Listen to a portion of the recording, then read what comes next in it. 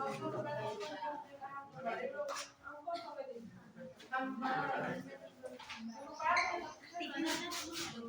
हम लोग यूनिट 7 पे हैं। यूनिट 7 का क्या है? शासन में ईमानदारी और सेवा की भावना। शासन में ईमानदारी, लोक सेवा की अवधारणा। नहीं, अवधारणा भी होता है। वो लिखने के उससे लिख दिया है।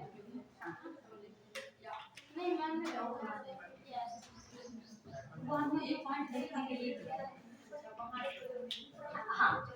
जैसे हमने कोई पॉइंट लिखेगा तभी हम समझाएंगे। और 22 पन्ने हमें ऐसे थोड़ी ना याद रहेंगे। जब पॉइंट लिखेगा तो वो है कि उस पे सबका लंच हो गया? हो गया।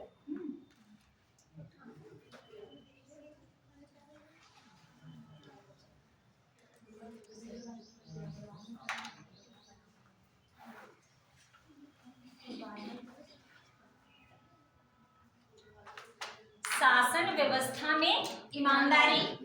देखो सबसे बड़ी चीज आ गई कि ईमानदारी। कि आप जो करना चाह रहे हैं, जहां जाना चाह रहे हैं, सबसे मुख्य भूमिका है ईमानदारी की उसमें।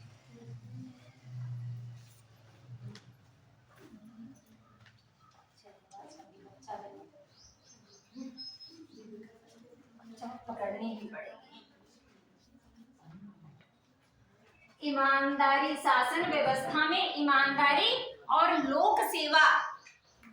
लोक सेवा से क्या तात्पर्य है? लोक सेवा, ईमानदारी 2 बार आया है।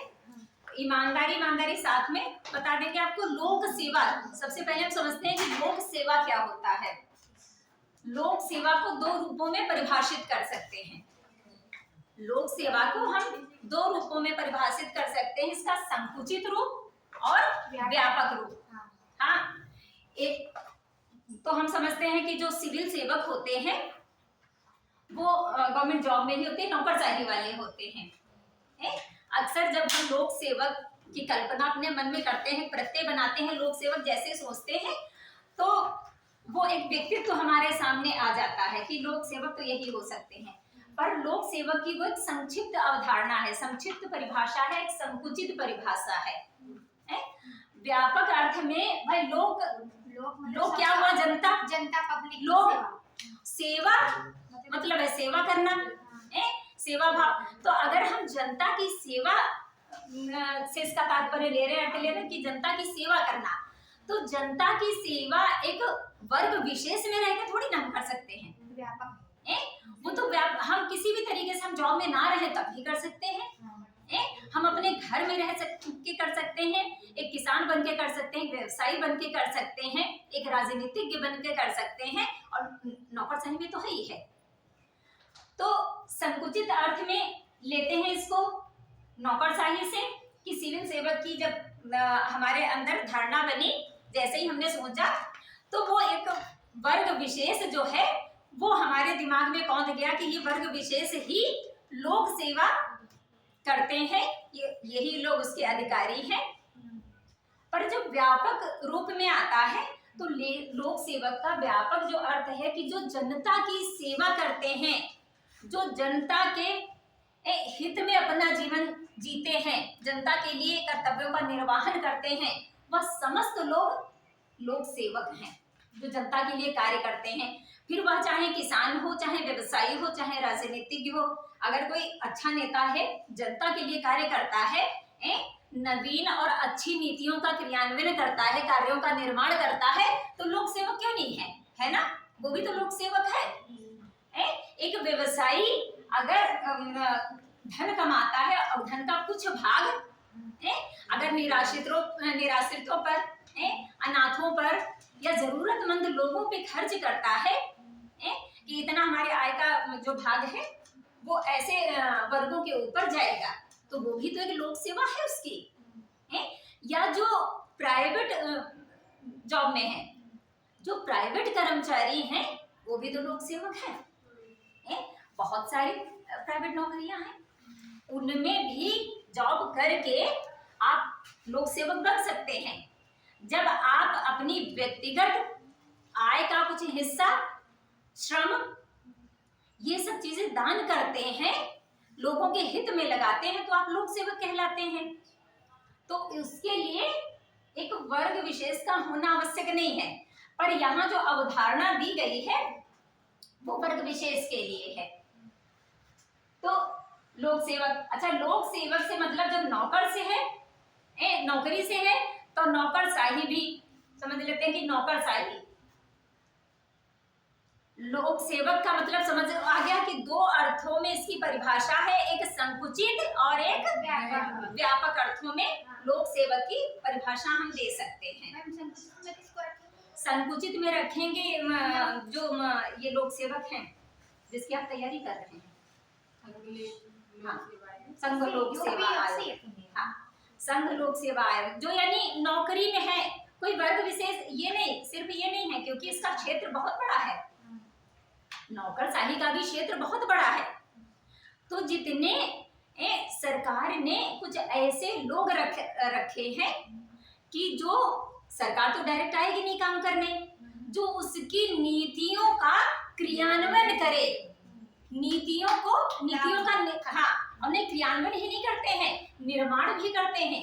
लोक सेवक जो होते हैं नीतियों का क्रियान्वयन ही नहीं करते हैं कि सरकार ने जो नीतियां बनाई जो बन के आई केंद्र सरकार से या राज्य सरकार से, तो उन नीतियों का क्रियान्वयन ही करना नहीं है। क्रियान्वयन का मतलब है कि बनी बनाई जो नीतियां हैं कि आया कि ये कार्य आपको जनता के हित के लिए करने हैं, तो सिर्फ उन क्रियाओं का ही निष्पादन नहीं है, नवीन नीतियों का भी आप निर्माण कर सकते हैं। नवीन नीतियों में हाँ, जैसे कोई तत्कालिक आपदा आ गई, आपदा प्रबंधन जिसको कहते हैं, तो उस समय जो आप नई जिस प्रकार की आपदा है कि कहीं पुल टूट गया, पुल का निर्माण करना है, ऐसा तो वहां से आदेश आया नहीं है, तो आपने जनता के हित में जो भी नई नीतियां बनाई है आपदा की स्थिति में, हाँ, तो यह जनता के हितार्थ, तो ये है कि वो नई नीतियों का क्रियान्वयन करने का भी आपको अधिकार प्राप्त होता है। ऐसा नहीं कि जो बनी बनाई चली आ रही पद्धतियां उन्हीं पे आप बेहतर तरीके से काम करें, और उनमें जब हम पूरी सत्यनिष्ठा से कार्य करते हैं उसी को ईमानदारी कहते हैं कि लोक सेवा में ईमानदारी। लोक सेवा में ईमानदारी मतलब सत्यनिष्ठा, निष्पक्षता, न्यायप्रियता से आप काम करिए। ईमानदारी खाली एक शब्द दे दिया गया, पर उसके अंदर बहुत सारी चीजें समाहित है कि आप अखंडता, निष्पक्षता, न्याय से कार्य करिए जो कार्य आपको मिला है। तो शासन में ईमानदारी, बाकी आपको अलग से ईमानदारी पढ़ाया भी था हमने स्टार्टिंग में, हाँ, ईमानदारी, सत्यनिष्ठा, ये सब हमने पढ़ाया था आपको। हाँ, तो सत्यनिष्ठा, ईमानदारी, बेटा दरवाजा उधर का बंद कर लो, बंद है बहुत।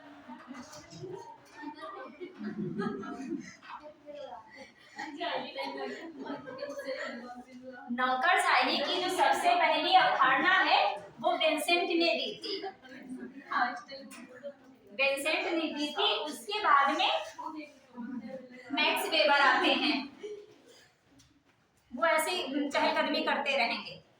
उसके बाद में मैक्स वेबर आते हैं। और अच्छा, जो राज्य की एक अवधारणा मैंने बताई थी पहले, राज्य की अवधारणा जो प्लेटो ने दी थी, अरस्तु ने दी, हाँ, सुकरात ने दी थी। तो सुकरात ने तो उतनी नहीं, मगर लास्ट में जो सुकरात की आई है और प्लेटो की थी, राज्य की अवधारणा कहीं ना कहीं वो मैच करती है हल्की फुल्की नौकरशाही से। नौकरशाही का अर्थ क्या होता है? नौकरी, नौकरी पे जो नौकरी पे नियुक्त होता है, हाँ, उसको नौकरशाही कहते हैं। कहते हैं ना कि फला जगह उनकी नौकरी लग गई, हाँ, फला विभाग में उनकी नौकरी लग गई। और नौकरी से क्या मतलब होता है? नौकर, नौकर कि आप सरकार के नौकर बने हैं।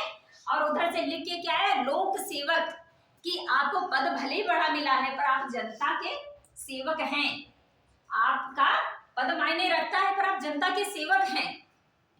और नाम तो दिया ही गया है नौकर, नौकरी, हाँ, उसका एक जो निर्धारित भत्ता है, वेतन है, वो आपको मिलेगा, पर है आप नौकर ही। तो सबसे पहले इसकी अवधारणा विंसेंट ने दी है।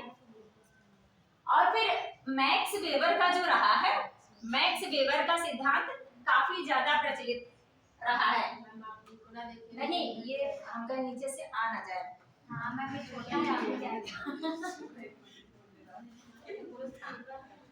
तो मैक्स वेबर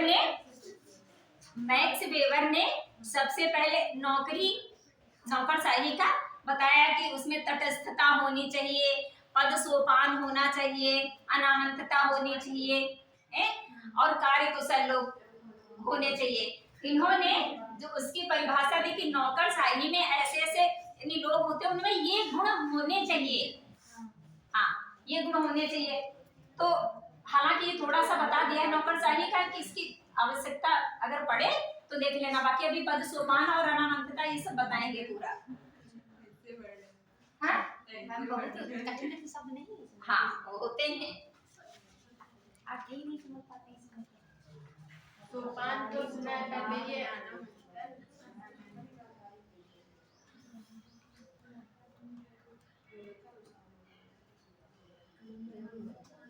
अवधारणा हो गया। लोक सेवा की विशेषता देख लेते हैं कि लोक सेवक की विशेषताएं क्या है।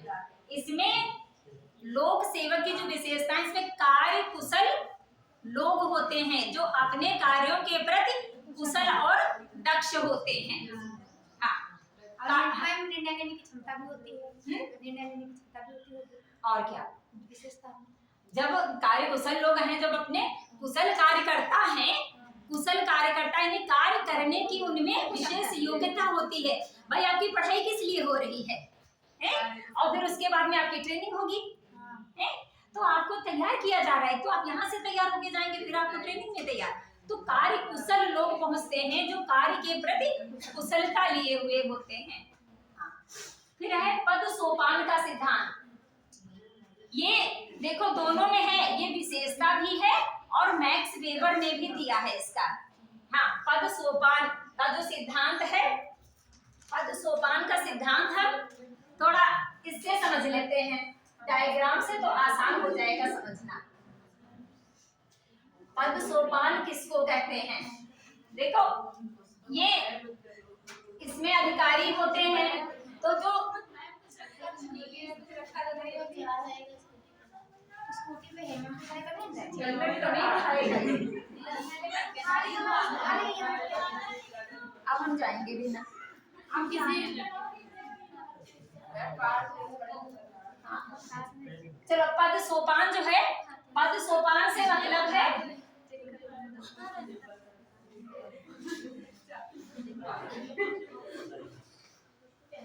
चलो उसको जो करना है करेगा, कुछ नहीं। हमारे सामान का कभी कुछ गड़बड़ नहीं होता है, हमारा भी कोई अहित नहीं होता है, वो चले जाएंगे, हनुमान जी हैं। पद सोपान का मतलब कि ये आपका वर्ग बना, यहाँ पे जो आपका जो रैंक है, यहाँ पे हाईएस्ट लोग बैठे होंगे जो गिने चुने जाते हैं बनकर, जैसे डीएम। यूपीएससी का पेपर तो बहुत से लोग देते हैं, पर सब डीएम नहीं बन जाते हैं, सब डीएम नहीं बनते हैं। अन्य विभागों में भी नियुक्तियां हो जाती है, उतने विभाग होते हैं पर सब निकाल के डीएम नहीं बनते हैं। तो मान पद सोपान यही है कि जो सबसे ऊंचे पद पे बैठा है वो बैठा, फिर जो सबसे यहाँ से घटी संख्या, ये यहाँ रहा परसेंटेज, फिर यहाँ रहा, फिर यहाँ रहा, सबसे नीचे ये लोग रहते हैं और यहाँ से आदेश पारित होता है इनको करने के लिए स्टेप बाय स्टेप, कि इन्होंने आदेश इनको दिया, इन्होंने आदेश इनको दिया, इन्होंने आदेश इनको दिया और इन्होंने इनको दिया। स्टेप बाय स्टेप आदेश देके यानी कार्य करवा देते हैं। सबके अपने पद होते हैं और हर पद की एक गरिमा होती है, कार्य क्षेत्र होता है, सीमा होती है। और फिर जब यहाँ से कोई कार्य होता है, कुछ होता है, तो यहाँ से ये सूचना गई, ये गई, ये गई। कोई भी जब कार्य होता है तो स्टेप बाय स्टेप सूचना भी जाती है। आदेश अगर आया है स्टेप बाय स्टेप, तो सूचना भी स्टेप बाय स्टेप जाती है। तो सीढ़ीदार इसकी प्रक्रिया है। सबसे निचले स्तर पे जो होंगे वो उनको हम 4th क्लास कह सकते हैं, फोर्थ क्लास से ये वाला मतलब मत लीजिएगा कि फोर्थ क्लास से रखते हैं, जो इसमें निकल के जाते हैं वो फोर्थ स्टेप पे है। जो चुनिंदा वर्ग है वो टॉप पे बैठा है, उनको समस्त चीजें देखनी है और क्रियान्वयन करना है, सब कुछ हैंडल करना है। तो पद सोपान समझ में आ गया? यस। हाँ, कार्य, नीचे कौन बैठेगा? हाँ सबसे नीचे में कौन? मैम ऊपर एसडीएम होंगे, नीचे कौन? नहीं, अगर ऊपर डीएम बैठे हैं तो नीचे नीचे मान के चलो नायब तहसीलदार बैठे हैं, नीचे नायब तहसीलदार बैठे हैं। अगर कोई एक एग्जांपल से ही समझना चाह रहे हो तो ये ऊपर डीएम साहब बैठे हैं और ये नीचे नायब तहसीलदार बैठे हैं। तो अगर डीएम साहब को कुछ कहना है तो वो एसडीएम से कहेंगे ना, हाँ, और अगर एसडीएम को कुछ कहना है तो वो फिर तहसीलदार से कहेंगे, वो तहसीलदार से कहेंगे, और तहसीलदार को अगर कुछ कहना है तो वो फिर चीजों को देख करके चीजें कैसी हैं कि नायब तहसीलदार से कहना है कि सीधा लेखपाल को बोल देना है। हाँ, तो वो स्टेप बाय स्टेप सब देते हैं। अब डायरेक्ट डीएम विषम परिस्थितियों में हाँ कॉल करेगा, अगर कोई ऐसी स्थिति रहती है तब फिर ऐसा नहीं कि डीएम कॉल नहीं करेंगे, तब वो थाना इंचार्ज को भी कॉल करेंगे। परिस्थितियों पे निर्भर करता है कि कैसे। सामान्य तौर पे जब कोई कार्य करने का क्रम चलता है तो यही चलता है स्टेप बाय स्टेप, और सबके अपना एक निर्धारित दायरा है कि आपको इतना करके आगे प्रेषित कर देना है, आपको इतना करके आगे प्रेषित कर देना है। तो ये पद सोपान का सिस्टम है कि सबके अपने बटे हुए हैं कार्य। फिर है तटस्थ दृष्टिकोण। तटस्थ, बताओ क्या होगा? बीच का नहीं, मध्यस्थ नहीं है, तटस्थ। किसी की भी तरफदारी न करें। आप जहां बैठे हैं वहीं बैठे रहिए, उस मामले में नहीं, इस मामले में कि कोई राजनीतिक हलचल आप नहीं कर सकते हैं। हाँ, कोई व्यक्तिगत कोई मामला सुझाव आप नहीं दे सकते हैं, नहीं ले सकते हैं, क्योंकि आप एक लोक सेवक हैं। तो आप तटस्थ हैं, आप ऐसा कोई कार्य नहीं करेंगे कि आपको लगे आपको लोकप्रियता मिलनी है। लोकप्रियता के हितार्थ कोई कार्य आप नहीं करेंगे, आपको तटस्थ रहना है।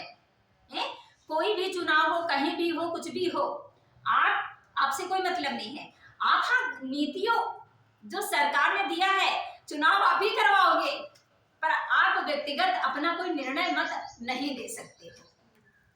जितना कार्य करने का आदेश आपको मिला है, आप सिर्फ उतना कार्य करेंगे। आप ये नहीं कहेंगे कि सपा को वोट दे दो, भाजपा को वोट दे दो, या फला इतना बढ़िया कार्य कर रहा है उसको दे दो, ये सब आप नहीं करेंगे। तो ये तीन चीजें समझ में आई। एक तो ये आपका पद सोपान वाला, और तटस्थता कि आप अपना व्यक्तिगत कोई भी मत नहीं देंगे किसी को।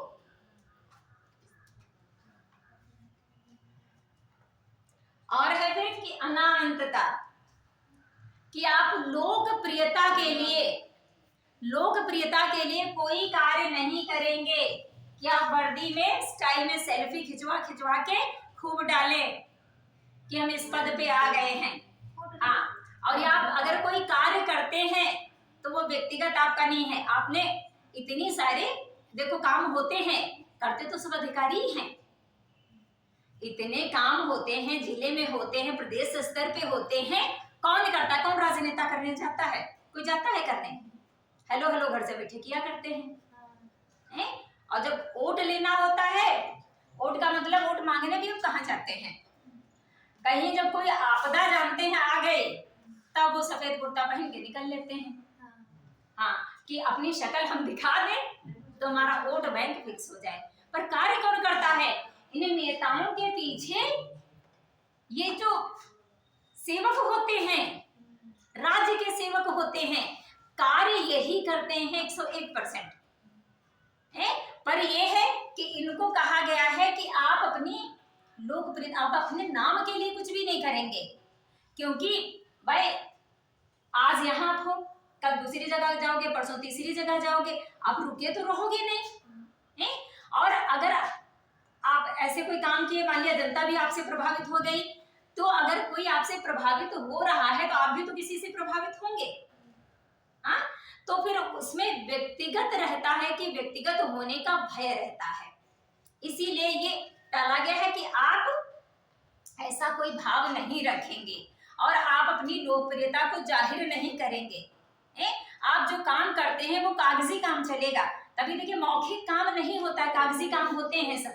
और कागजी काम इसलिए भी होते हैं क्योंकि मान के चलो कि कोई अधिकारी आया, वो 6 महीने के बाद में जा रहा है। अब अगला जो आया है अधिकारी, वो फोन करके पूछेगा थोड़ी नहीं कि आपने क्या क्या काम किए, कैसे कैसे किए। एक उसकी व्यवस्थित फाइल होती है, डॉक्यूमेंट्स होते हैं, वो बता देते हैं कि अगला काम करके क्या गया है। हाँ, तो वो जो होता है कागजों के माध्यम से, फाइलों के माध्यम से अवगत हो जाते हैं सारे कार्य कि क्या क्या हुआ है, तो लिखित रूप में दस्तावेज मौजूद रहते हैं। जो फाइलों पे काम किए जाते हैं वो इंग्लिश में होते हैं। हाँ, जो ऑफिस में काम किए जाते हैं, मतलब कि आईएएस लोग करते हैं, वो हिंदी में फाइल्स होती हैं, वो या फिर सारे इंग्लिश में? नहीं, लगभग हिंदी में सारा काम होता है, ऐसा कुछ भी नहीं है कि हाँ हिंदी में ना हो। पर अगर कुछ थोड़ा बहुत इंग्लिश में है भी तो गूगल की इतनी बड़ी सुविधा है कि आप उसको डाल के ट्रांसलेट कर लो फटाफट। मैम राज्य भाषा या अगर यूज होता है।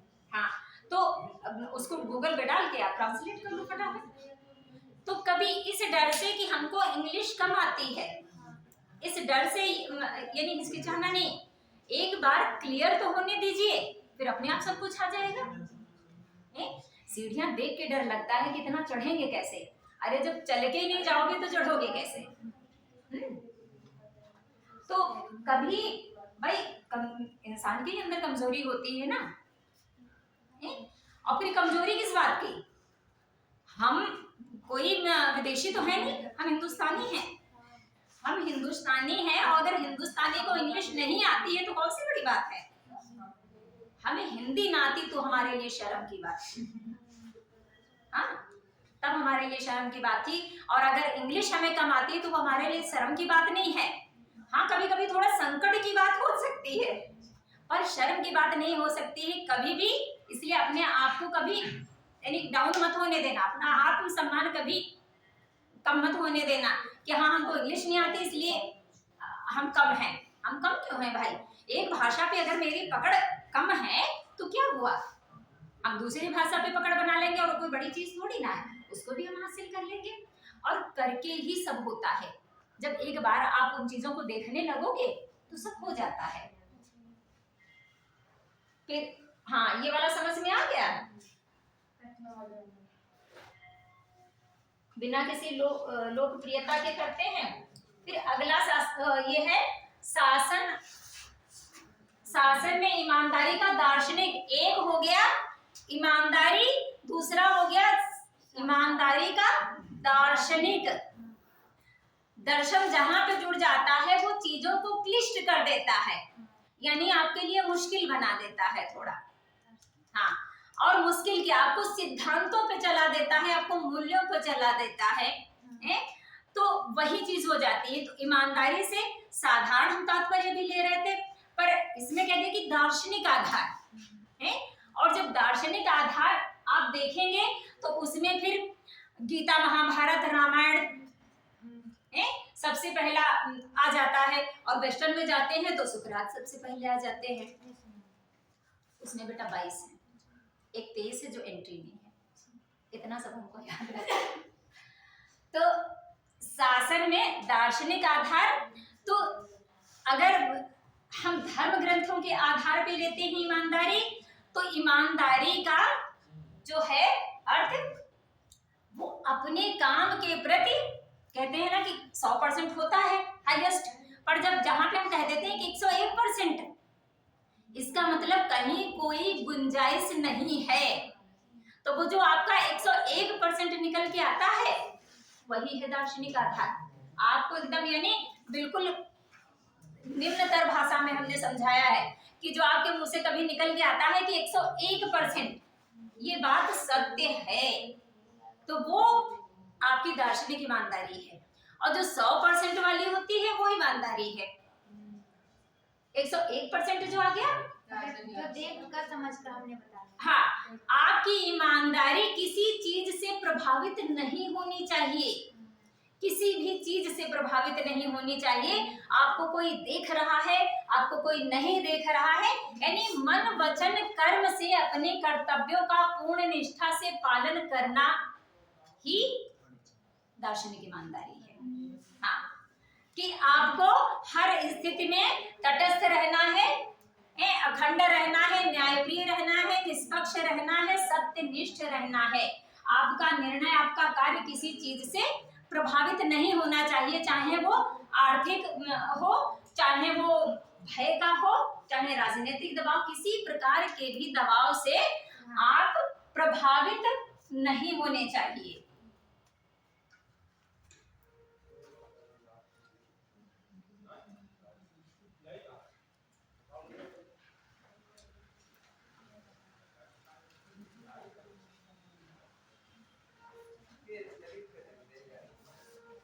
वेस्टर्न की जो एक बात समझ में आती है कि वहां पे जो पाश्चात्य भारतीय दर्शन है, भारतीय दर्शन हमेशा आध्यात्म और सिद्धांतों की बात करता है। पाश्चात्य में सुख की बाहुल्यता है, सुख की चाह की गई, सुख की कल्पना की गई है। वो चाहे व्यक्ति विशेष का सुख हो, चाहे वर्ग विशेष का सुख हो, कोई हो, वहां सुख को महत्व दिया गया है। और भारतीय दर्शन में आध्यात्म, सिद्धांत और धर्म को महत्व दिया गया है। तो इसलिए भारतीय जो है, जिसको जो दर्शन कहेंगे, दर्शन शास्त्र की जो फिलॉसफी परिभाषा है, वो अगर देखा जाए तो वास्तविक नहीं है, उसकी वास्तविक नहीं है, क्योंकि फिलॉसफी का अर्थ कुछ और निकलता है, दर्शन का कुछ और है? तो इसीलिए वेस्टर्न की फिलॉसफी इसीलिए चेंज हो जाती है, क्योंकि वो सुखवाद पे है, हाँ, और ये आध्यात्मवाद पे है। तो इनकी जो राज्य की, सुकरात की राज्य की जो संकल्पना थी, उसमें ये कहते थे कि जब कोई राजा अपनी शक्ति के बल पे राज्य करता है, ये इसी का है लोक सेवा को ईमानदारी का, अपने बल पे राज्य करता है तो उसको अत्याचारी बोलते हैं, सुकरात। और अगर धन के बल पे राज्य करता है तो उसको धनातंत्र कहते हैं। और अगर लोक सेवा की भावना से राज्य करता है तो उसको लोकतंत्र, यानी राज्य को लोकतंत्र बोलते हैं। हाँ, तो इस प्रकार से इन्होंने व्याख्या की है। प्लेटो ने भी राज्य की अवधारणा उस दिन बताया था, आपको याद होगा, प्लेटो ने जो राज्य की अवधारणा दी है। हाँ, इसमें इन्होंने 3 श्रेणियां दी थी। उसमें इन्होंने कहा उच्च वर्ग को स्वर्ण वर्ण कहा है, और जो मध्यम वर्ग है उसको रजत कहा है, और जो तीसरा वर्ग है उसको कांस्य वर्ग कहा है, तीसरे वर्ग को। तो उसमें राजा, सैनिक और व्यवसायी, हाँ, लोग आ जाएंगे।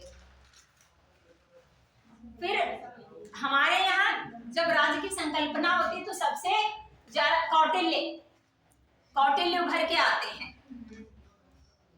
कौटिल्य का, हाँ, वैदिक काल में ना जाकर के देखते हैं तो कौटिल्य का आता है।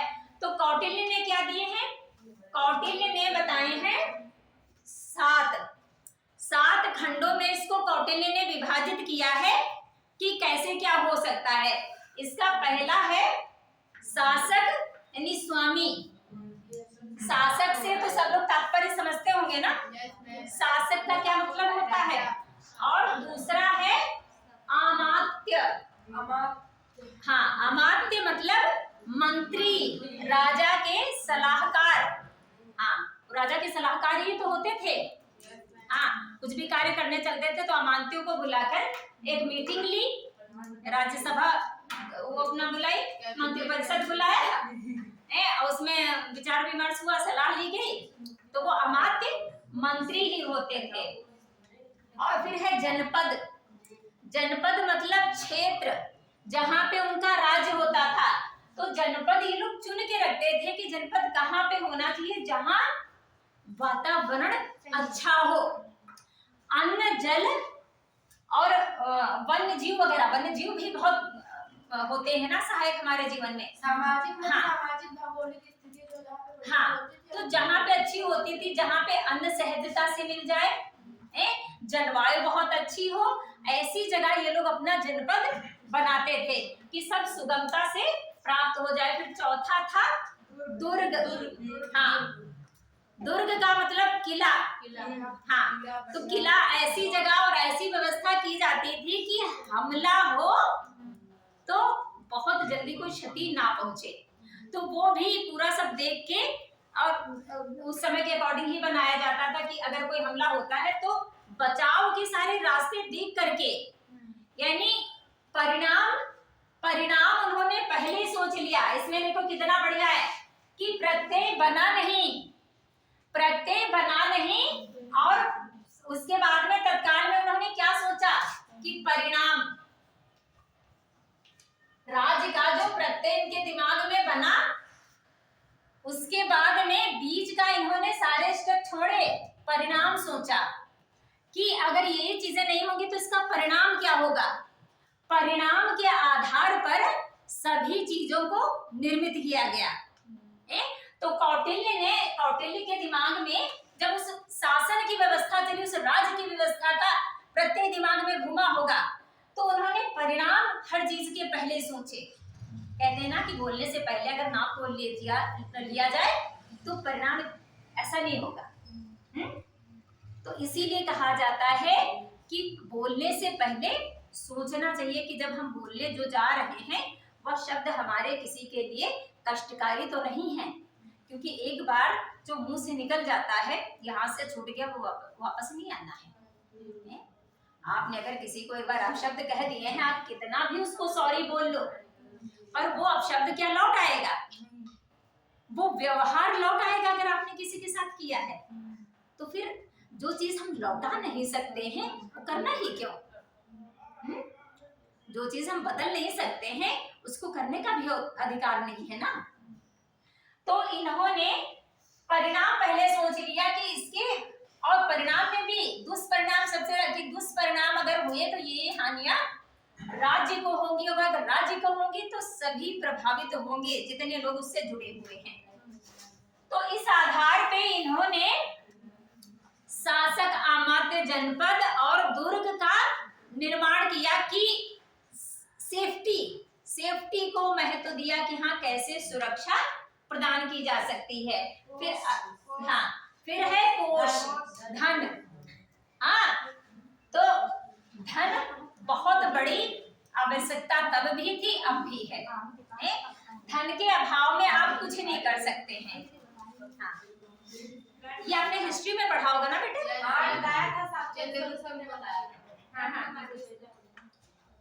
बताए ना, बताए। कोष, डंडा और मित्र। झंडा मतलब दंड देना, उचित दंड की तो नहीं, डंडा सैनिक। तो परिणाम सोच लिया, उसके बाद में हर चीज का निर्माण किया। कोष, पर्याप्त मात्रा में हमारे पास कोष होना चाहिए, और हमारा कोषागार जो है वो सुरक्षित होना चाहिए, ऐसी जगह पे होना चाहिए कि उस तक सामान्य जन की पहुंच ना रहे, और कुछ चुनिंदा लोग ही थे जो कोषागार तक जा सकते थे, सबकी पहुंच नहीं थी कोषागार तक। फिर अगला है डंडा। सैनिक किसी भी देश की रक्षा के, यही तो होते हैं पहरेदार। भाई पहरेदार हमारे राज्य के तो यही हैं, और रक्षा इन्हीं पे तो निर्भर करती है। तो जब हमारे सैनिक ही नहीं प्रशिक्षित होंगे, अच्छे होंगे, साहसी होंगे, शौर्यवान होंगे, तो फिर राज्य कैसे सुरक्षित रहेगा? तो सैनिकों पे भी बहुत महत्व दिया जाता था कि सैनिक अच्छे, कुशल, प्रशिक्षित होने चाहिए, साहसी होने चाहिए। और फिर अगला था मित्र का मतलब है पड़ोसी राजा। कहते हैं ना, जब हम कहीं घर लेते हैं तो पड़ोस का देख लेते हैं, अगर बाहर प्लॉट भी लेने जाते हैं तो पूछते हैं कि ये वाला किसका है, ये वाला किसका है, सामने तो वो भी पूछ लेते हैं ये वाला किसका है, पीछे वाला भी पूछ लिया। हाँ, कि हमारे पड़ोसी कैसे हैं। भाई ज्यादा नहीं तो 4-6 लोगों की आवश्यकता तो हमें पड़ी जाएगी। तो तब भी ये ध्यान रखा जाता था कि पड़ोसी जो हमारा राजा है वो मित्र ही तो है, तो उससे अगर हम मित्रवत व्यवहार रखेंगे, अच्छे संबंध रखेंगे, तो कल को हमारे पास कैसी भी विपत्ति आए, वो चाहे दूसरे देश का संकट आए, चाहे जलवायु का कोई संकट रहे, कोई आपदा हो, किसी भी प्रकार की कोई आपदा हो, तो अगर मित्र ही तो मदद करता है, ऐसे कोई क्यों आएगा मदद करने, तो हमारा मित्र ही तो हमारी मदद करता है। तो इन्होंने कहा कि पड़ोसी राजा से अच्छे संबंध हमेशा बना के रखने चाहिए, क्योंकि अवसर आने पर साथ वही देगा। और वर्तमान में भी देखो यही धारणा है कि अपने पड़ोसी से कभी दुश्मनी नहीं रखनी चाहिए। रिश्तेदार व्यवहारिक तो आपके बाद में आएंगे, पर जो तत्कालिक आपको आपदा पड़ेगी वो आपका पड़ोसी ही देखेगा। हाँ? तो ये एक दार्शनिक आधार हो गया। फिर है सूचना का अधिकार। सूचना का अधिकार किसी में पढ़े आप लोग ने? हाँ? सूचना का अधिकार में पढ़े हैं। हाँ, 2005 आरटीआई एक्ट 2005। हाँ, हम पढ़े हैं। तो सूचना का अधिकार, सूचनाएं खाली लेना नहीं देना भी, आदान प्रदान, सूचनाओं के आदान प्रदान से। तो अभी तक लगभग ये 20 सालों से चल रहा, हाँ 20 सालों से लगभग ये है। इसके पहले आप सरकार से किसी विभाग की कोई सूचना नहीं ले सकते थे, पर अब आप आरटीआई डाल के ले सकते हैं। तो सूचनाओं का जो आदान प्रदान होता है उसके माध्यम बहुत प्रकार से, सामान्य तौर पे सूचनाओं का आदान प्रदान हमारा, देखो सूचनाएं हम लेते हैं न्यूज़पेपर से ले लेते हैं, टीवी रेडियो से ले लिया हमने, फोन से ले लिया, टीवी रेडियो से तो बहुत कम यूज होता, फोन से हमने ले लिया, गूगल से ले ली। हाँ, तो ये सब सूचनाएं, और सूचनाएं हम देते भी हैं, देने के भी माध्यम। तो सूचनाओं का सामान्य जो हो गया आदान प्रदान सूचनाओं का ये। अच्छा, सूचना में राज्य को ये क्या लगा कि जैसे जो जनता है, अनपढ़ है चाहे जैसी है, एक व्यवस्थित तरीके से कार्यों का निर्वहन हो, इसलिए आरटीआई की व्यवस्था की गई कि सामान्य जनता को अधिकार है। हालांकि इसका दुरुपयोग भी बहुत हुआ कि कुछ भी आप पूछ लीजिए, पर इसके क्षेत्र में हमारा न्यायिक मंडल वो और आपका मंडल और सेना नहीं आती है। सेना तो है ही नहीं सिविल में, उनका अपना अलग डिफेंस का है। सेना इसमें नहीं है, डिफेंस है।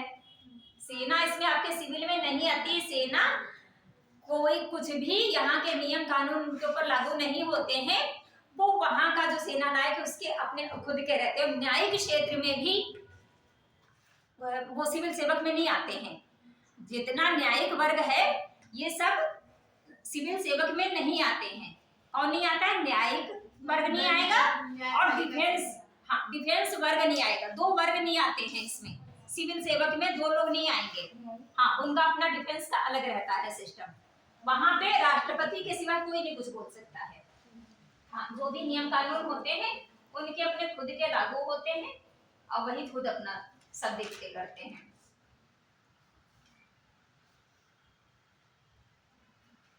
द्वितीय प्रशासनिक, आपके जो यूपीएससी में है द्वितीय प्रशासनिक सुधार आयोग, इसने भी सूचना अधिकारियों को प्राप्त करने ये भी बताया।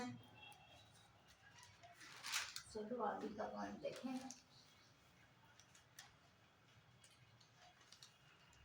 सूचना के आदान प्रदान में कोई डाउट है?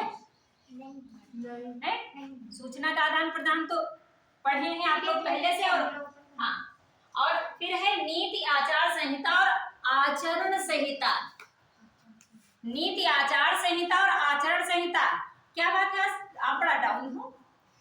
नाइट ड्यूटी लगी थी क्या? अच्छा, अभी हम कहें बड़ा शाम को कोई क्वेश्चन नहीं कर रहे हैं। यही हाँ? क्वेश्चन अभी हम कहें कि अभी तक कोई क्वेश्चन नहीं हुआ, क्या है? नीतिपरक आचार संहिता और आचरण संहिता, नैतिक संहिता।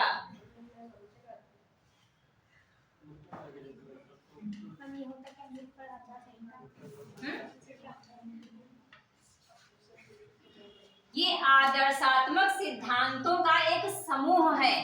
नीतिपरक संहिता सिद्धांत है कि ये सिद्धांत बना दिए गए हैं, इन सिद्धांतों के अनुसार आपको काम करने हैं। अब ये सार्वजनिक होते हैं, व्यक्तिगत नहीं होते हैं। आचरण, हालांकि जो आचार संहिता और आचरण संहिता में बहुत मामूली सा फर्क है, बहुत ज्यादा नहीं है। एक वस्तुनिष्ठ है, ये आत्मनिष्ठ है। हाँ, और एक ये है कि मूर्त है तो अमूर्त वाला। हाँ, पर ये है कि बहुत बारीक है। सिद्धांत है, सिद्धांतों को आप कभी बताया था क्या कि बदल नहीं सकते हैं। सिद्धांतों को आप बदल नहीं सकते हैं। सिद्धांत परिवर्तनशील नहीं होते हैं कि बारिश नहीं हुई और आवश्यकता है पानी की, फसल को पानी नहीं मिला तो सूख जाएगी। ये सिद्धांत आप कभी भी बदल नहीं सकते हैं। किसी फसल को आप पानी न दीजिए या किसी प्यासे को आप पानी न दीजिए तो वो मरेगा नहीं, तो वो एक सिद्धांत है। उस सिद्धांत को आप बदल नहीं सकते हैं। और इसमें हमने इसका डायग्राम से आपको समझाया है। एग्जाम जब करिएगा तो डायग्राम के माध्यम से ही समझाना है, शॉर्ट से शॉर्ट में, कि आपने कोई भी चीज दी तो उसको बहुत सुंदर तरीके से आपको व्यक्त करना है, कि लिख दिया सिविल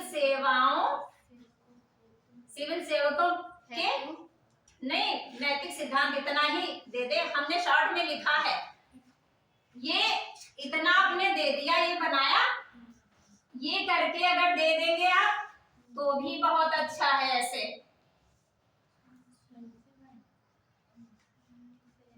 यहाँ पे आप आराम से लिखिए, कुछ भी लिखिए आराम से।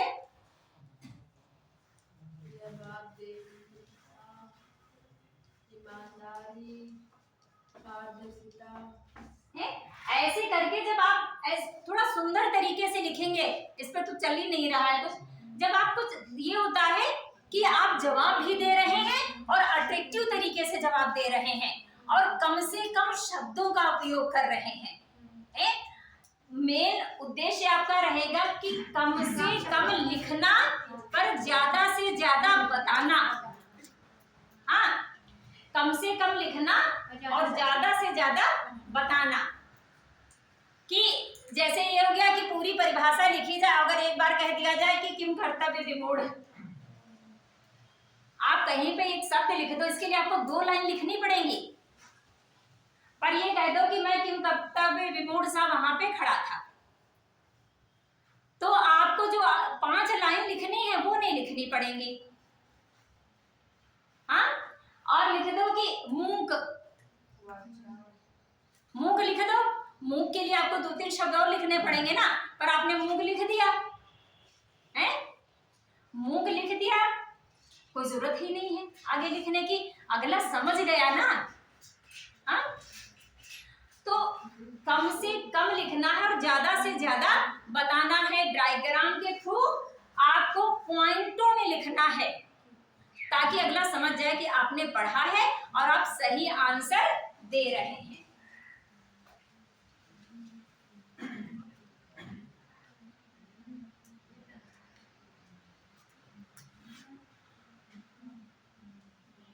नेट था नहीं, वरना भेजते तो हाँ, हो जाएगा।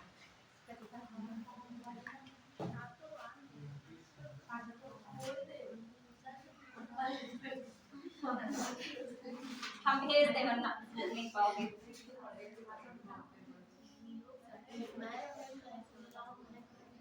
बंद कर दीजिए। सही बात है, पीडीएफ भेज दीजिए, उसी से हम लोग देखते हैं।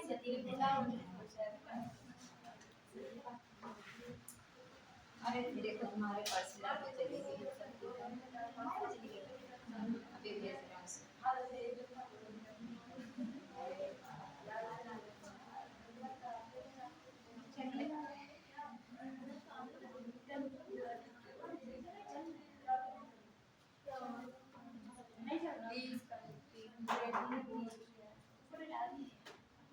क्या हॉटस्पॉट ऑन करें?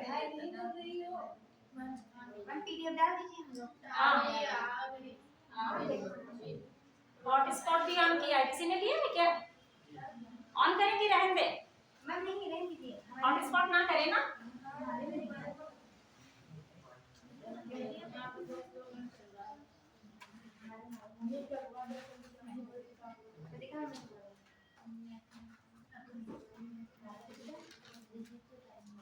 बताते रहोगे तो हमें देखना नहीं पड़ेगा।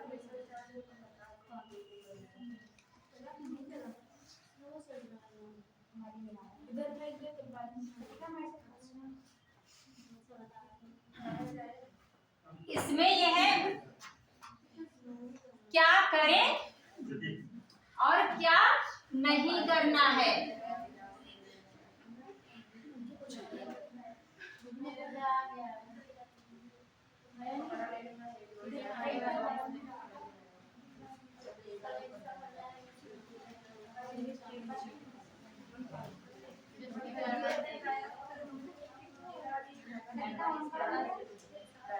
क्या करना चाहिए और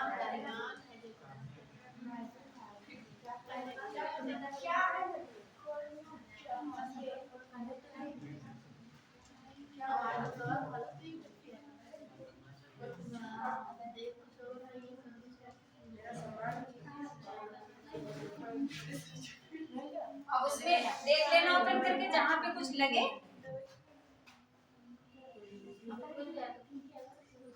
आचार संहिता आपको क्या बताती है कि क्या करना, आचार संहिता नहीं वो बता रहे कि क्या आपको करना चाहिए और क्या नहीं करना चाहिए। और आचरण संहिता कहते हैं ना कि फला व्यक्ति का आचरण कैसा है। हाँ वो व्यवहार से आ जाता है, व्यक्तिगत उसमें आ जाएगा कि आपका आचरण कैसा है। फला व्यक्ति आचरण से बड़ा दुष्ट है, आचरण से बड़ा अच्छा है। और आचार संहिता कि आपको क्या करना चाहिए ये बताया जा रहा है कि आपको क्या करना चाहिए और क्या नहीं करना चाहिए।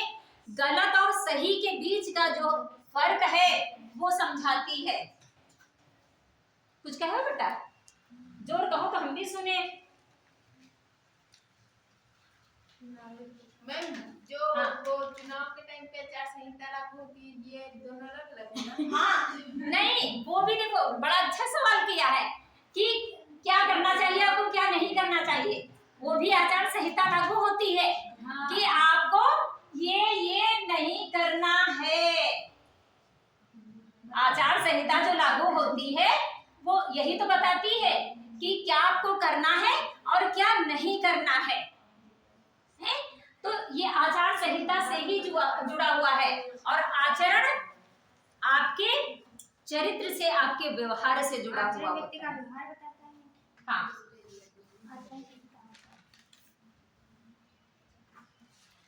देखो पीडीएफ में क्या चीज नहीं समझ आ रही।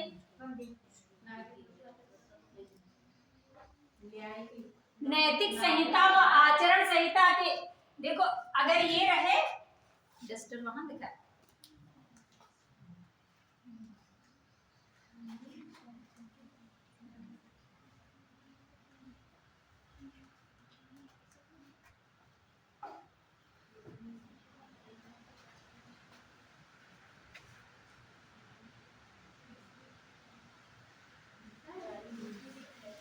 एक ऐसे भी आप आराम से बता सकते हो कि नैतिक संहिता आचरण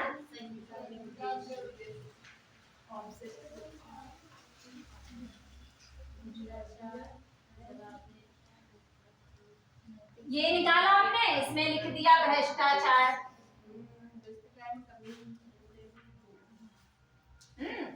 बड़ी चौगटी ये निकाल लिया, ये निकाल लिया, ये निकाल लिया, ये निकाल लिया, सारे पॉइंट आप इसी में डालिए, जवाबदेही आपका आ गया। देयता भी इसको बोलते हैं, प्रतिबद्धता आ गया, विश्वसनीयता आ गया, अखंडता आ गया, जितने भी जुड़े हुए हैं नैतिक मूल्य वो सब इसमें आ जाएंगे। तो ऐसे आपको देना है, बनाना है।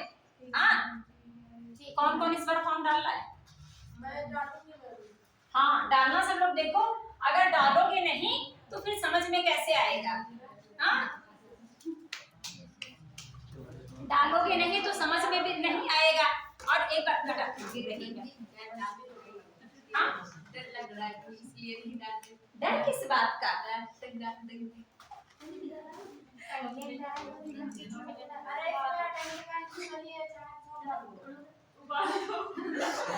कोई दिक्कत नहीं, हम लोग डालो 2000 फिर अगला है नागरिक घोषणा पत्र है। हाँ, फिर इसमें अगला है आपका नागरिक घोषणा पत्र। क्या हुआ? क्या हुआ बेटा?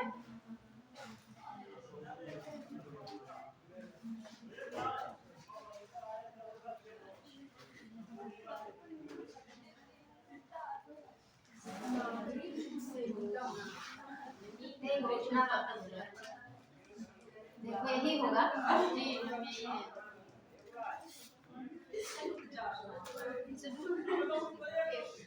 नहीं, नागरिक घोषणा पत्र की विशेषताएं हैं।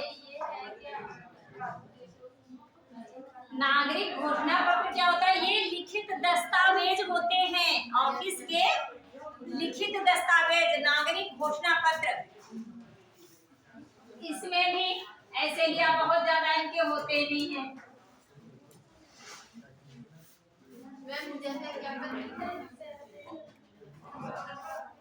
ऐसे बना लिया है और इसमें लिख दिया लिखित दस्तावेज। मैम स्टाम्प जिसमें आते हैं नागरिक घोषणा पत्र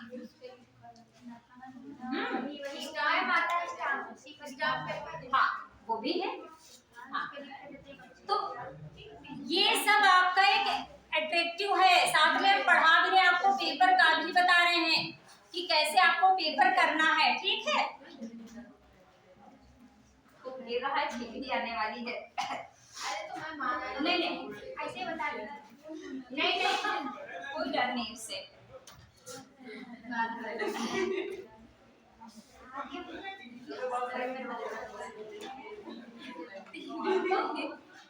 नागरिक घोषणा पत्र क्या रखते हैं? जब कोई भी नियम लागू होके आता है, जब कोई भी योजना आती है तो वो लिखित तौर पे ही तो आती है।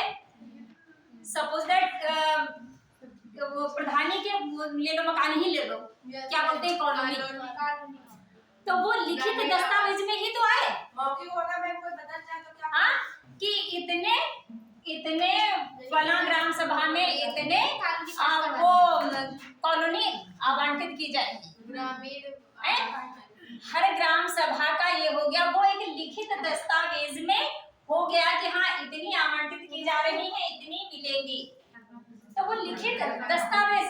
तो ये नागरिक घोषणा पत्र कि नागरिकों के लिए जो योजनाएं निकल के आ रही हैं, जो उनको सुविधाएं मिल रही हैं, जो उनके लिए नीतियों का क्रियान्वयन हो रहा है, जो सेवाओं का क्रियान्वयन हो रहा है, वो सब दस्तावेज के तौर पर आ रहे हैं। तो आपको सिंपल भी आप लिख सकते हो, पर शॉर्ट में, जितना शॉर्ट में आप लिख सकते हो, इसकी एक अच्छी से अच्छी भाषा में एक लाइन में आप दे देना शॉर्ट में। हाँ, तो मैम वो परिभाषा कार्य संस्कृति किसी भी कार्य को करने का तरीका, कि बेहतर से बेहतर कार्य संस्कृति आपकी होनी चाहिए। क्या हुआ, क्या कह रही हो मैम? डिफिनेशन कैसे लिखेंगे? डिफिनेशन ये लिखो, नागरिकों को दी जाने वाली सेवाओं। देखो, सबसे मुख्य ये रहेगा कि आपका सवाल क्या है। अगर उसमें इतना है कि आप अपना आंसर लिखने के बाद में भी परिभाषा लिख सकते हो, कभी कई कई कई चीजें मिला के पूछ देता है ना, तो उसमें मुख्य रहेगा कि जो चीज पूछ रहे हैं वो बताना सबसे आवश्यक होता है, और अपनी बात को कम से कम शब्दों में रखना। मैम जो नागरिक घोषणा पत्र में क्या इसके बारे में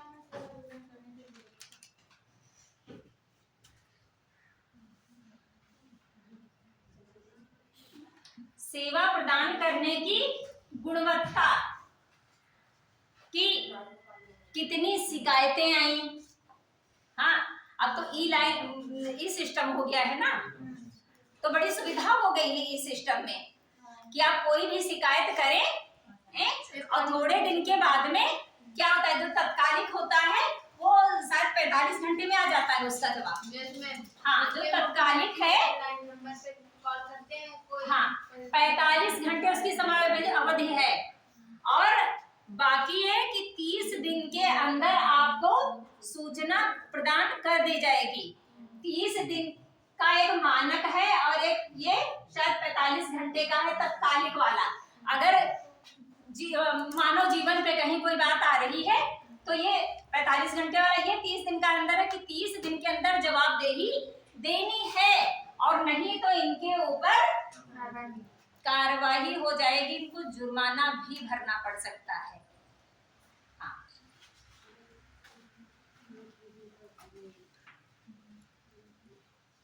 और ई सिस्टम है तो ई सिस्टम के माध्यम से गुणवत्ता तो बढ़ ही गई है, क्योंकि अब हर कोई ई सिस्टम हो गया है, तो कहीं कुछ दूर नहीं है। अब आपको ऑफिसों के चक्कर नहीं लगाने हैं, अधिकारियों के पास दौड़ दौड़ के नहीं जाना है। अब आप गूगल करिए और जो उनका पोर्टल बना है, पोर्टल पे जाकर के अपनी शिकायतों का निस्तारण देख लीजिए, और वो कितना एक नंबर से आता है जो मुख्यमंत्री वाला है, 1076, उस पे तो आराम से आप शिकायत भी कर दो, कोई भी शिकायत का निवारण भी हो जाता है। हाँ, क्यों, क्या हुआ? क्यों रही हो, सही बता रहे हैं। नहीं नहीं, उसने कुछ कहा है क्या? ये बता रहे हैं क्या उस नंबर पे मैं भी इनको हम कह ही नहीं रहे। नहीं, पीछे कुछ वो जो पीछे बैठा है विरोधी शर्ट, वो बड़ा धीरे से कुछ बोल देता है। हाँ, वो एक कहावत नहीं होती है कि कुछ ना बोले पर ऐसे फेंक दिया, जला के फेंक दिया, और बस आग लगे तो लगे। तो वो पीछे से लगातार कुछ फेंक रहा है, वो जितना सुन पाती है तो फिर कैच करके इधर फेंकती है, नहीं सुन पाती है तो वो उनका मैं जब वो पहले से हम देख रही उधर देखो तो हम ये देख रहे हैं, ये बतला रही हमको मना कर रही। मगर इससे ये है कि आप लोगों की कहीं ना कहीं एकाग्रता भंग हो रही है। जब आप पढ़ रहे हो तो सिर्फ पढ़ो। प्लेटो ने क्या कहा है कि आपको भले दूसरा काम आता है, अरे विशेषीकरण का सिद्धांत, प्लेटो के विशेषीकरण का सिद्धांत ये है कि आपको भले 2, 4, 6, 10 काम आते हैं, पर नियम यही है और बेहतर तरीके से कार्य करने का यही है कि आप एक समय पे सिर्फ एक कार्य करिए, 2 मत करिए। 2 करेंगे, 3 करेंगे, 4 करेंगे, कहीं की नहीं रहेंगे। पता चले पीसीएस की भी तैयारी कर रहे हैं, इंजीनियरिंग की भी तैयारी कर रहे हैं, और साथ में डॉक्टरी की भी कर रहे हैं, और अगर लॉ की भी कर ली तो चारों दिशाओं में भाग रहे हैं आप। अब बताओ, एक प्राणी 4 दिशा में भाग करके जिंदा रह सकता है? तो एक दिशा में भागो, हाँ एक छोटा सा ऑप्शन जरूर साथ में रखो। ये हम जरूर कहेंगे कि एक ऑप्शन जरूर रखो। हाँ, कि मान लिया कि सामने जाके जूस पीना है, पर घर में सोचा कि नहीं हम बाहर जाएंगे जूस पी लेंगे, पर पानी की बोतल जरूरी है साथ में। तो अगर यूपीएससी कर रहे हो आप, तो डॉक्टरी इंजीनियरिंग की तरफ भले ही ना भागो, बट जो आपको लगता है कि आप बेहतर तरीके से कर लोगे, तो वो एक ऑप्शन रखना पास में। और बाकी हर व्यक्ति के अंदर कोई ना कोई विशेषता, कोई प्रधान गुण होता है, विशेष गुण होता है। सबकी अलग अलग एक विशेष योग्यता होती है, और उस योग्यता के अनुसार जब आप कार्य करते हैं, चलते हैं, अपनी चीजों का निर्णय लेते हैं, क्रियान्वयन करते हैं, तो उसमें सफलता हासिल करते हैं। हाँ, लगन और आपकी जो होती है मेहनत ईमानदारी तो है ही है, जो एकाग्रता भंग होती है ये बहुत जरूरी है। काम के प्रति आपकी दृढ़ता, आपकी लगन, आपकी ईमानदारी, आपका संयम, आपका धैर्य, आपकी निष्ठा, आपका न्याय, सब कुछ मायने रखता है। एक चीज मायने नहीं रखती है। एक चीज मायने रखेगी तो फिर गड़बड़ हो जाएगा। तो अगर आप कुछ पाना चाह रहे हो तो देना भी तो होगा बदले में। हम 1 किलो आलू नहीं बाजार से पाते हैं कुछ दिए बिना, तो ये तो इतना बड़ा पद है भाई, कैसे मिल जाएगा? मूल्य तो चुकाना ही होगा। हाँ, तो बिना मूल्य चुकाए नहीं हो सकता। क्या करा? टाइम क्या हुआ? चलो अभी टाइम है।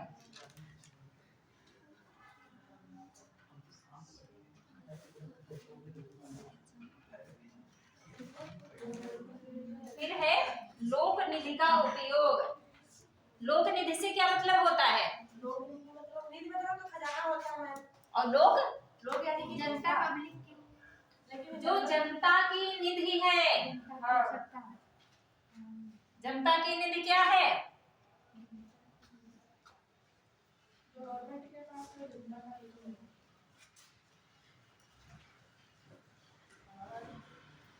जनता के बहुत सारे कामों के लिए निधि आती है, विभिन्न विभागों में आती है, विभिन्न वर्गों में आती है। राजनेताओं को भी मिलती है, प्रशासनिक अधिकारी के उसमें क्षेत्र में भी होता है? तो वो जनता के हित में कार्य करने के लिए, जो उनको सुविधाएं देने के लिए निधियां प्राप्त होती हैं, उनका जो क्रियान्वयन होता, उपयोग होता है, वो बड़ी ही पारदर्शिता के आधार पे होता है। अच्छा, क्यों दी जाती हैं? क्योंकि जनता को समुचित सुविधाएं प्राप्त की जा सके।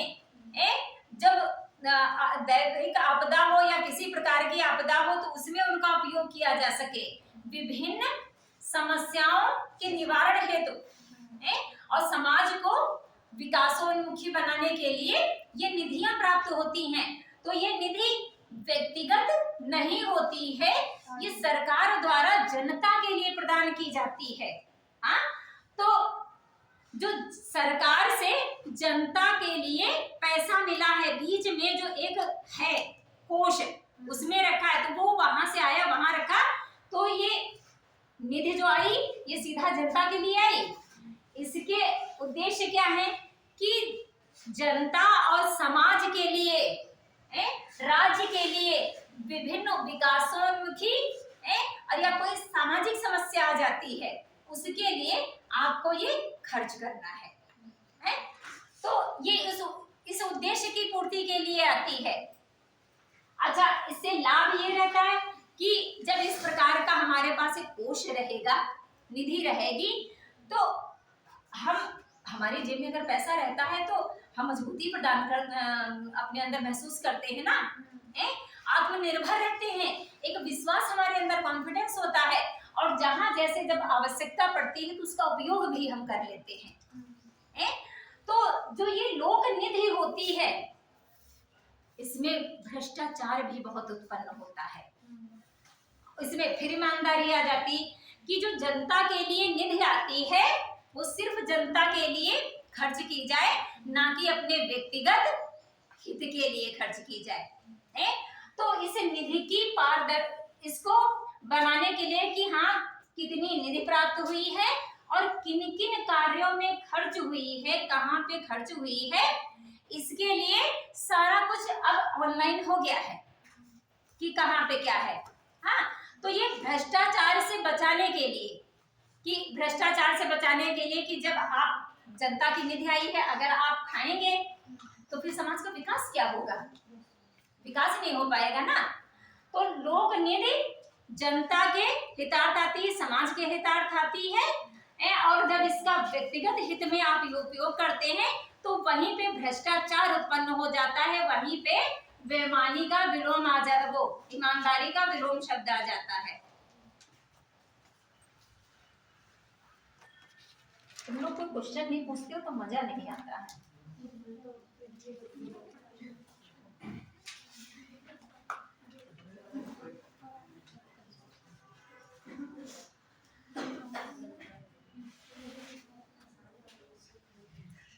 जो ये जनता की निधि होती है, इससे बड़ा भ्रष्टाचार उत्पन्न होता है। आपको पता है करोड़ों की मात्रा में पैसा आता है, करोड़ों। मैम कितना आता होगा लगभग? हाँ, फिर उतना मेंशन होता है तो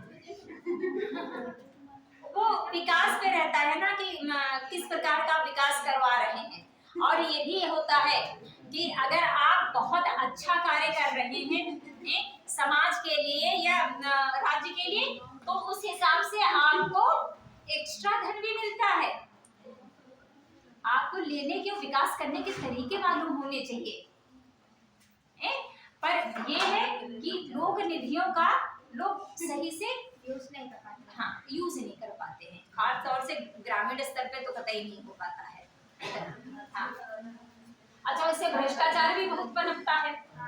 इससे भ्रष्टाचार भी बहुत पनपता है। क्योंकि कुछ लोग का बच्चा पैसा अपना हाँ। ले लेते हैं।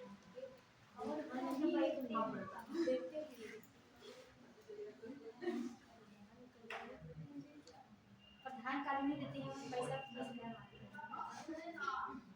लोग भ्रष्टाचारियों को ही जनता ज्यादा पसंद करती है। हाँ? भ्रष्टाचारी जो राजनेता होते हैं उन्हीं को ये जनता ज्यादा पसंद करती है, ईमानदार को पसंद नहीं करती। तो वही है कि व्यक्तिगत, कहते हैं कि व्यक्तिगत स्वार्थों के लाभ के कारण ऐसा होता है। हमारे निहित स्वार्थों की पूर्ति होती है ना वहां से। हम क्यों किसी को पसंद करने लगते हैं? भाई जो जनता के लिए अच्छा नहीं है, सार्वजनिक तौर पे व्यक्ति अच्छा नहीं है, नेता अच्छा नहीं है, इसका मतलब वो अच्छा नहीं है। पर कहीं ना कहीं हमारे व्यक्तिगत हितों की पूर्ति, व्यक्तिगत स्वार्थों की पूर्ति वहां से हो रही है, तो इसीलिए हमारे लिए वो अच्छा है।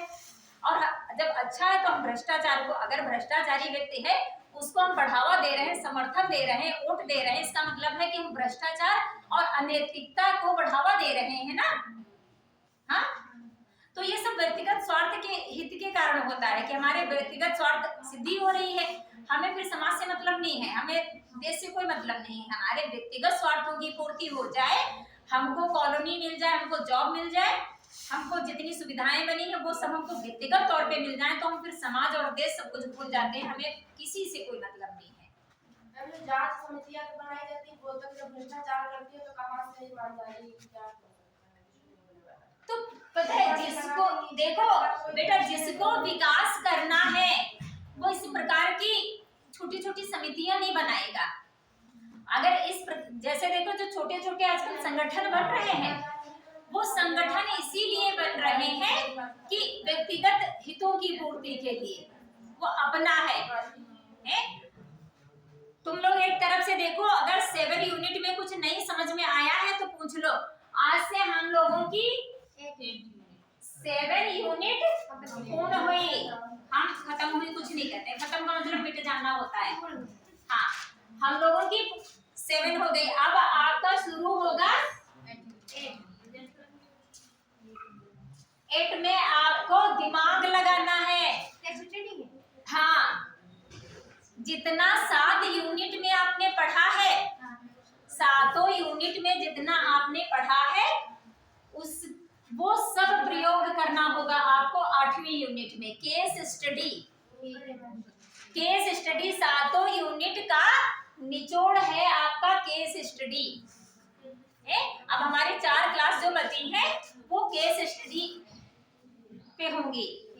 हाँ, क्योंकि इतने में शायद थोड़ा बहुत समझ में आ तो जाएगा ही, और नहीं आए तो फिर हम तो रहेंगे, अब तो अवेलेबल रहेंगे। 4 के बाद में भी हम अवेलेबल पढ़ाए। इन सब के क्वेश्चन दे दीजिएगा कैसे पूछे जाते हैं एग्जाम में, तो हम लोग मतलब समझेंगे। जैसे आप समस्यात्मक रहते हैं सवाल। हाँ। केस स्टडी में जो होता है, सवाल जो रहते हैं समस्यात्मक होते हैं, जो आपके मन में दुविधा उत्पन्न कर दे कि हम ये करें कि ये करें कि ये करें। हाँ, तो जो चीज दुविधा उत्पन्न करती है, फिर वो मार्ग आपको उससे ढूंढ के कि आपने कोई आप समस्या ले लीजिए, कोई आपका प्रश्न है, कोई आपकी बहुत बड़ी समस्या है, उसको जब आप स्टेप बाय स्टेप हल करते हैं, उसी को केस स्टडी कहा जाता है।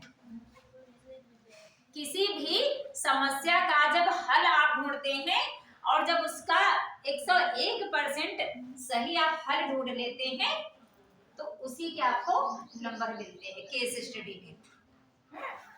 क्वेश्चन हम लिख के ले आएंगे और आप लोगों को दे भी देंगे। मैम वो पीडीएफ आपने नहीं डाला? कौन सी? जो मैंने बताया क्वेश्चन वाली।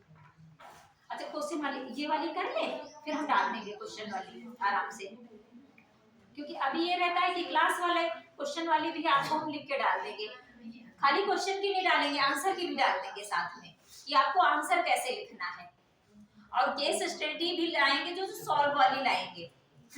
तो आपको यहाँ यदि सॉल्व कर कुछ आपको डाल भी देंगे और सॉल्व करके यहाँ बताएंगे भी। मैं बस वही है। एज अ प्रोजेक्ट हम लोगों को एक दे देना, हम लोग अपने घर से बढ़िया लिख लेंगे। हाँ, एक आपको होमवर्क में भी दे दिया करेंगे, क्योंकि आप जब तक कोई काम करोगे नहीं तो फिर आपको आएगा नहीं। और केस स्टडी यानी समस्या का समाधान निकालना है, उतने अपने दिमाग में रहना। और एक बार जितना मैंने आपको पढ़ाया है 1 से लेकर के 7 यूनिट में, सबको सरसरी नजर से देख लेना है। और खास तौर से 7 जो नूनन समिति ने बताए हैं और जो सेकेंड आरसी के हैं, सारे आपको मूल्य आने चाहिए, सब आपको कंठस्थ होना चाहिए। हाँ, क्योंकि सब कुछ इसमें देखा जाएगा है। मिल और बेंथम का उपयोगितावाद भी रहेगा, हालांकि मिल और बेंथम का उपयोगितावाद, हाँ, दोनों में एक ही चीज पे बात की है, पर थोड़ा अंतर है दोनों में। तो केस स्टडी समझ में आ गया, और आना जरूर। 4 ही क्लास अब बचे हैं बेटा, है ना, तो केस स्टडी समझ में आ जाएगी। और देखेंगे तो 12 को 2 क्लास करवा लेंगे, साथ ही एक साथ का मैम क्लास नहीं है, कल रहेगी और फिर आगे नहीं रहेगी, आगे थोड़ी व्यस्तता है। अभी ये जो रामादर वाले नहीं होते हैं, ये हमारे उधर उनका पड़ाव है अभी 6 तारीख में, 84 कोस की जो परिक्रमा होती है। हाँ, वो 84 को, वो 6 तारीख को हमारे यहाँ से रहेंगे। तो केस स्टडी समझ में आ गई कि किसी प्रकार की समस्या का नैतिक हल निकालना, नैतिकतापूर्ण हल निकालना, खाली हल नहीं, सिंपल हल नहीं निकालना, नैतिकतापूर्ण हल निकालना कि किसी को किसी प्रकार का कोई यानी कष्ट भी ना हो और किसी प्रकार का कोई आपका यानी नैतिक मानदंड भी भंग नहीं होना चाहिए, कुछ भी नहीं होना चाहिए। वो हल जब आप निकाल के लाओगे, उसी को केस स्टडी सॉल्व करना कहते हैं। और कोई सवाल नहीं? अभी टाइम है, पूछ लो, नहीं तो हम फिर ये भी रिपीट करें। मैम रिवीजन करवा दीजिए इसी को जल्दी एक बात। सब लोग शुरुआत से आए हैं? हाँ, इसमें से कोई ऐसा है जिसने नहीं पढ़ा है? पीछे आती थी, सपना आती थी क्लास? नहीं आती थी ना? तो इनको तो एथिक्स का ये भी नहीं पता होगा, है? पता है? हाँ?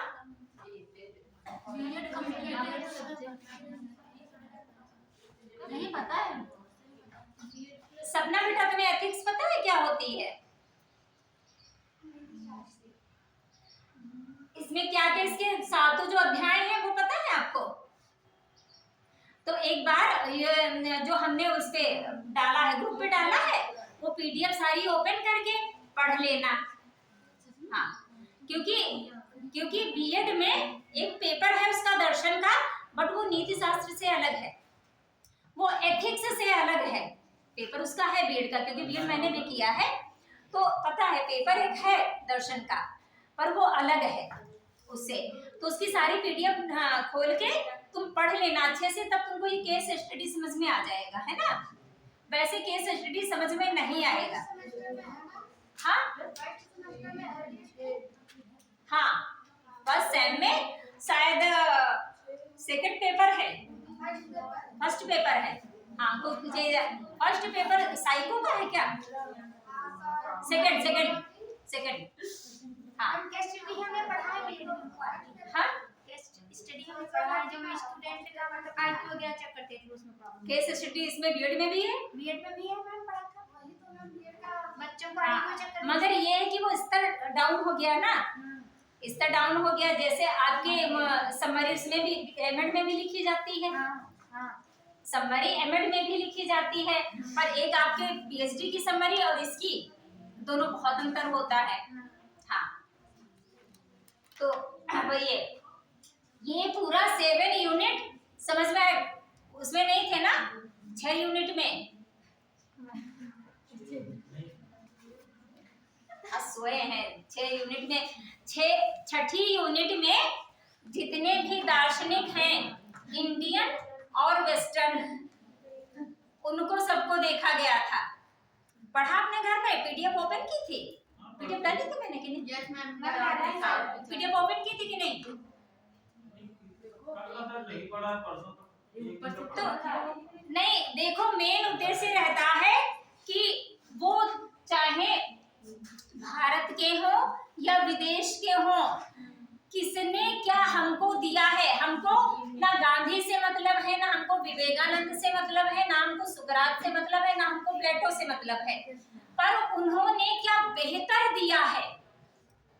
उनके गुणों को, उनकी नीतियों को, उनके सिद्धांतों को लागू करके हम कैसे सफल हो सकते हैं, कैसे हम सफलतम कार्य कर सकते हैं, वो चीजें हमें मेन देखनी है कि उन्होंने किन किन आदर्शों को, किन किन मूल्यों को बताया है, और उनके आदर्शों से, मूल्यों से हमें कहाँ के क्षेत्र में कैसे लाभ मिल रहा है, कैसे हम उनको अपने जीवन पे धारण करके जीवन की समस्याओं से बाहर निकल सकते हैं, निर्णय निष्पादित कर सकते हैं।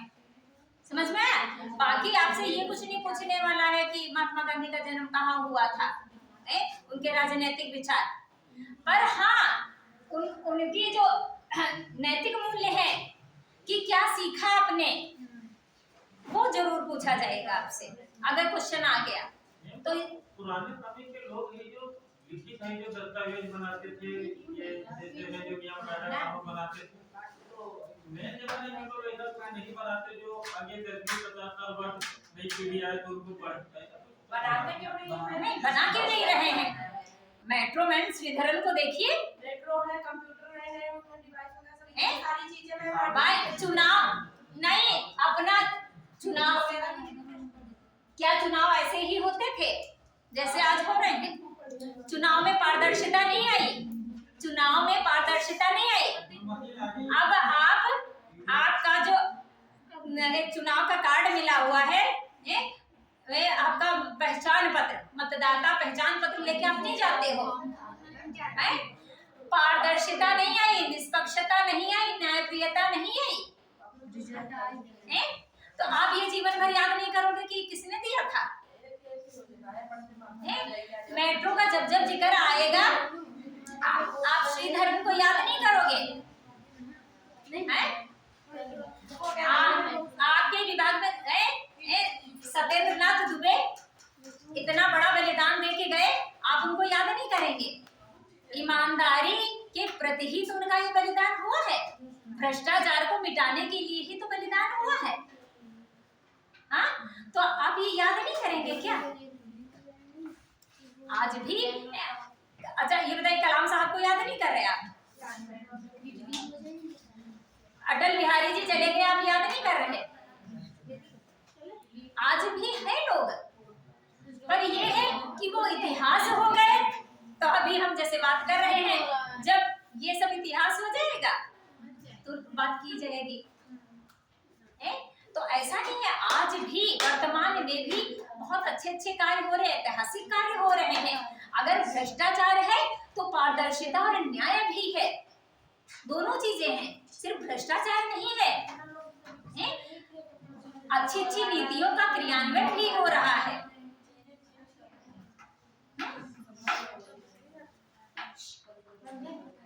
क्यों, कितना समय हो गया?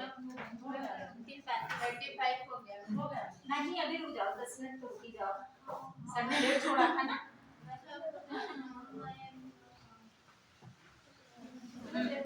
तो जानते हो, इधर देखो मेरी तरफ, गांधी, विवेकानंद, 6 में ये लोग नहीं रहे थे, सपना तो थी ही नहीं। मैम 6 में प्रशासन, लोक प्रशासन का मतलब लोक प्रशासन नहीं, 6 में कहा है तो 7 में है लोक प्रशासन। ये कह रही है 6 में। हम नहीं कह रहे हैं।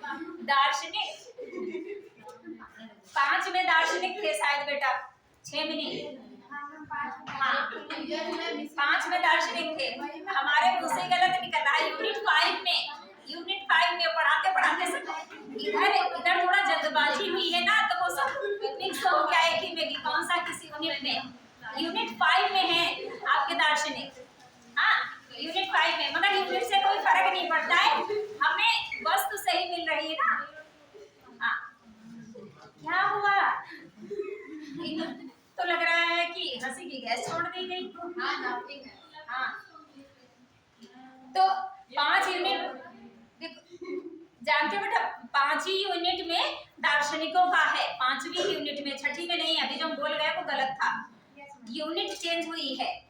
6ठी यूनिट में आपके दार्शनिक इंडियन और वेस्टर्न, भारतीय और पाश्चात्य।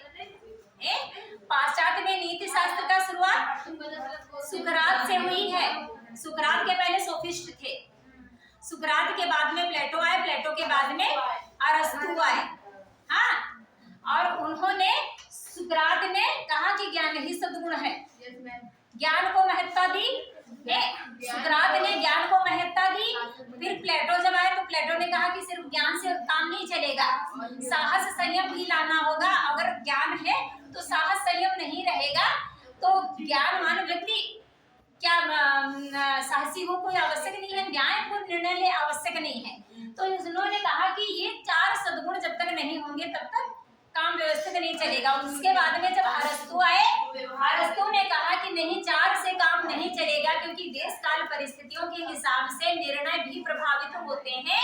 तो उन निर्णयों को उचित तरीके से लेने के लिए सद्गुणों का बढ़ना भी जरूरी है। तो उन्होंने सद्गुणों की सीमा बढ़ा दी, उसमें प्रेम, करुणा, सद्भावना, ये सब भी समाहित कर दिए। हाँ,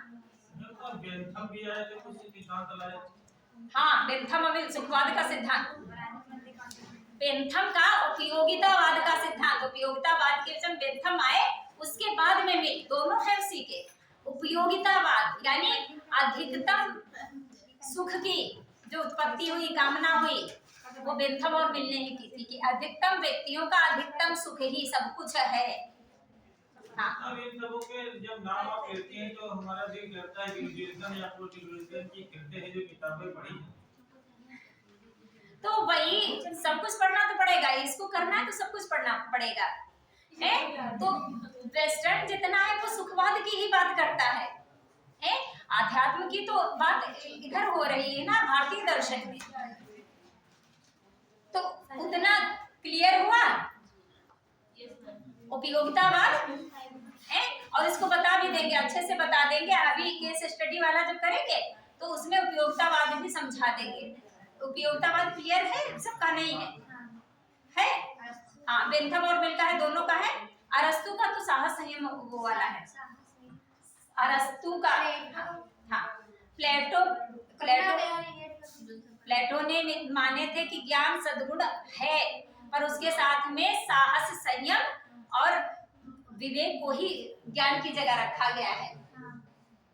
ये ऐसे कि यहाँ पे अगर विवेक है तो फिर साहस होगा और फिर संयम होगा, और जब ये होंगे तब यहाँ से न्याय निकल के आएगा। हाँ, पर जब अरस्तु आते हैं, अरस्तु आए तो अरस्तु ने कहा कि सिर्फ इन्हीं से काम नहीं चलेगा, इसमें प्रेम, सद्गुण, करुणा, ये सब भाव भी डालने होंगे, क्योंकि निर्णय देश काल परिस्थितियों के हिसाब से प्रभावित होते हैं। क्लियर हुआ? आंसर ही कोई नहीं मिलेगा। और वो छठा वाला कौन सा था?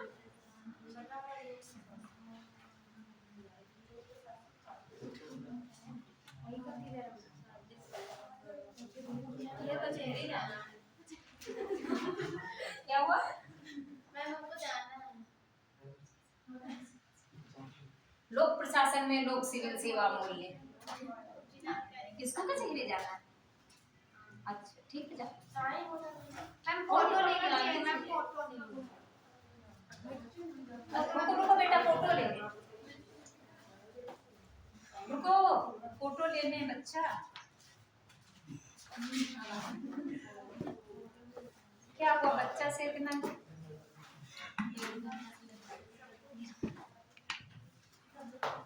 हाँ फोटो नहीं बिगड़नी चाहिए,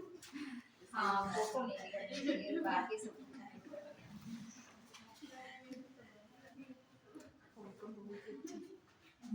ये मुंह देखे जाते हैं।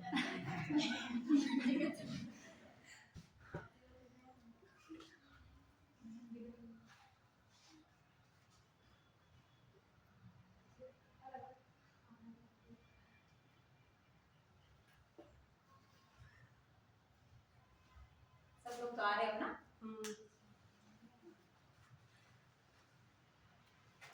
दो में दिखा है। अभी अटेंडेंस लगाना है।